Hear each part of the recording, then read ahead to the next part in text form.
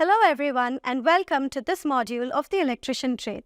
In our previous videos, we have learned to prepare the control panel board by fitting the control accessories. In today's session, we will be learning about mounting various control elements like circuit breakers, relays, contactors, and timers in the control panel cabinet.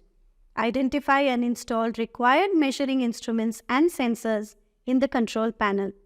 Carrying out the wiring of the control panel as per the wiring diagram, bunching of XLPE cables, channeling, tying, and checking, etc. Test the control panel for its performance. First, let us learn how to mount various control elements, circuit breakers, relays, contactors, and timers, etc. in the control panel cabinet.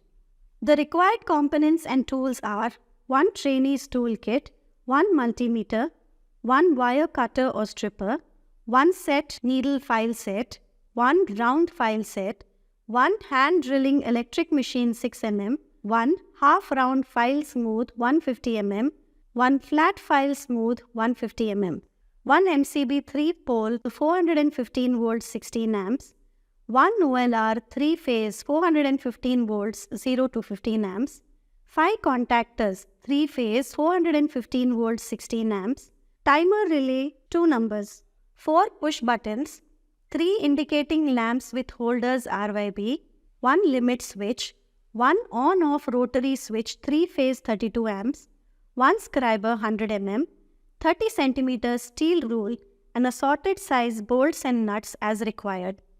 First of all, we have to develop the control circuit diagram for which we are going to prepare the control panel. Then, develop the layout diagram for the control cabinet according to the control circuit. Take a control panel cabinet. Measure the total area of the base plate on the 4-panel board where devices are to be mounted. Identify and check the area required to mount the devices like a circuit breaker, contactor, push button, OLR, on-off rotary switch, timer, etc. as per the total number of accessories required. Mark the plates where to fix the DIN rail and raceways to mount the circuit breakers and contactors. While marking the layout for mounting devices, it is distributed equally to the whole area uniformly.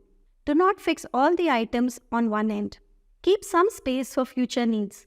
Make a hole with the electric drill to the size of nuts and bolts. If the bolt is not free in through the holes, use a round needle file or bigger bits to make the bolt free going. Fix the devices according to the layout on base plate check, each device for its rigidity and position correctness and get it checked.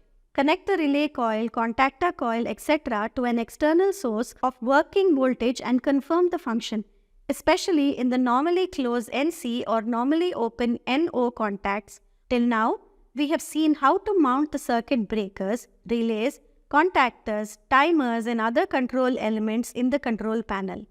Let us move on to the next part, that is, how to identify and install required measuring instruments and sensors in the control panel.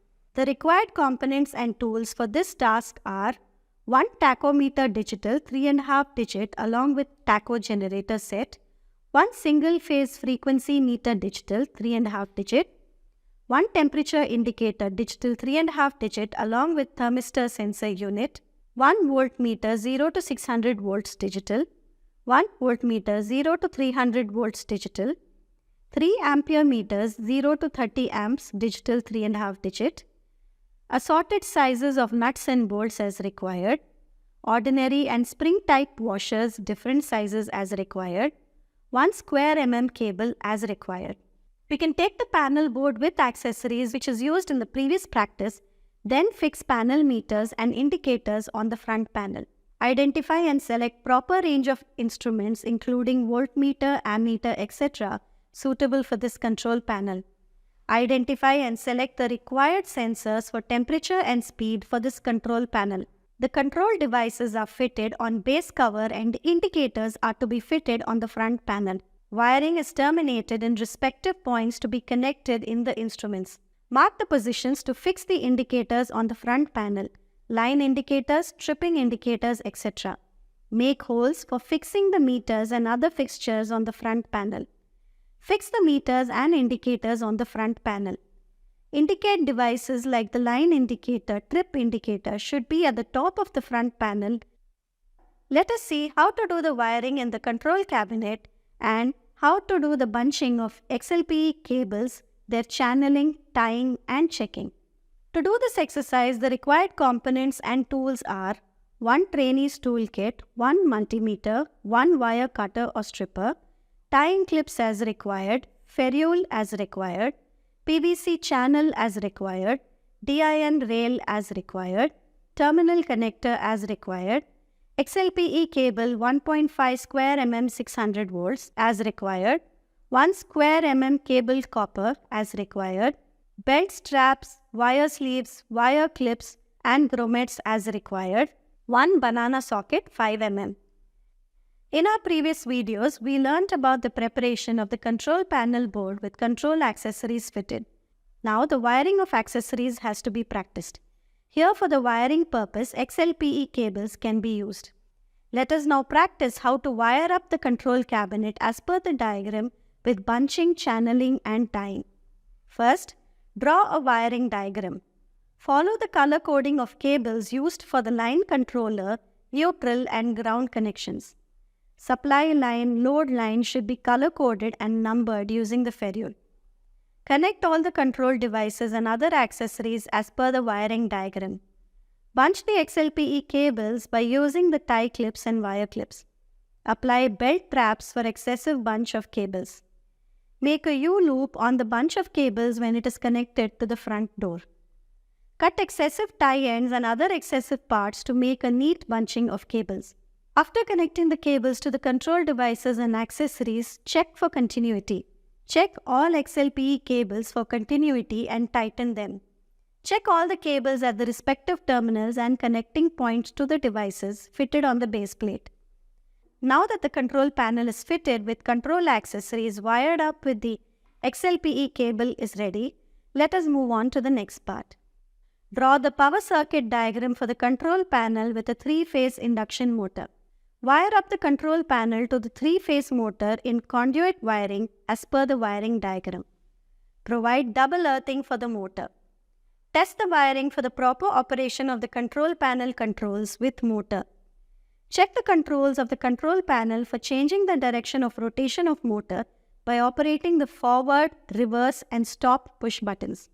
Until now, we have learned how to mount various control elements, circuit breakers, relays, contactors and timers, etc. How to identify and install required measuring instruments and sensors in the control panel, how to do the wiring in the control cabinet, and how to do the bunching of XLPE cables, their channeling, tying and checking. Now, let us test the control panel for its performance. The required components and tools are 1 trainee's toolkit, 1 mega 1000 volts and connecting leads as required. Let us test the control panel for its performance. Check the insulation resistance or IR value of the contactors, circuit breakers, etc.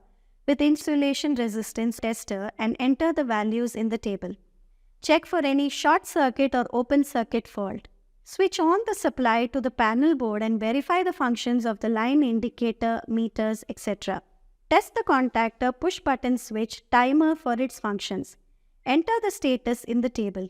Switch on the motor and check the functions of the sensors including its speed and temperature. If any control device is found faulty, replace new control devices and test it again. Check the complete wiring for the proper operation of the control panel controls with the motor. Finally, test the performance of the control panel with the motor operation. In this session, we have learned how to mount various elements like circuit breakers, relays, contactors, and timers in the control panel cabinet, identify and install required measuring instruments and sensors in the control panel, carry out the wiring of the control cabinet as per the wiring diagram, bunching of XLPE cables, channeling, tying, and checking, etc. Test the control panel for its performance.